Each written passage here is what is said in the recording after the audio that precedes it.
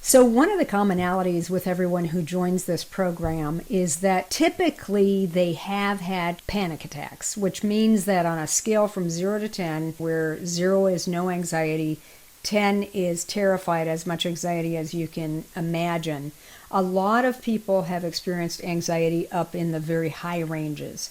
And a lot of times there are panic attacks, and the panic attacks typically mean that the anxiety just escalates so high, gets to be so debilitating. The symptoms of rapid heart rate, sweating, all sorts of other symptoms get to be so intense and so debilitating that you can't even perform, and it becomes humiliating.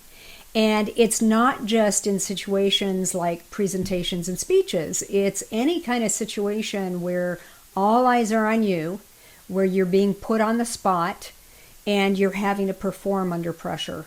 And it could be an interview, it could be going around the table introducing yourself, it could be a performance review with your boss, it could be a date, it could be a one-on-one conversation, anywhere where you feel like you're going to be negatively judged.